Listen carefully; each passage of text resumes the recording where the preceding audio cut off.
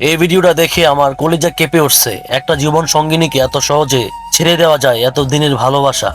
চলুন একটু ক্লিপ আমরা দেখি। তাকে জন আক্তারকে একতলা দিলাম, দুইতলা দিলাম এবং এখানে যে ঘটনাটা ঘটতেছে এটা হলো বউকে তালাক দিচ্ছে কাজীর মাধ্যমে।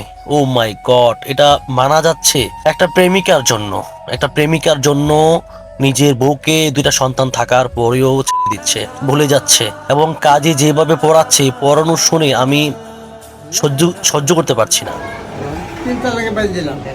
অর্থ থেকে জন আক্তার আমার স্ত্রী নয়, আমি নুরনবী তাহার স্বামী নহি।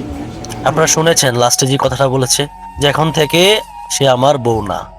মানে এক তালাক, দুই তালাক, তিন তালাক দেওয়ার পরে বাইন তালাক দেওয়ার পরে সে এটাও স্বীকার করছে যে সে আমার বউ না। উফ, একটা দুইটা সন্তান থাকার পরে একটা প্রিয় মানুষকে, এত বছরের সংসার শুধু ক্ষণিকের একটু ভালোবাসার জন্য প্রেমিকার কাছ থেকে পাওয়ার আশায় তুই তাকে ছেড়ে দিলি।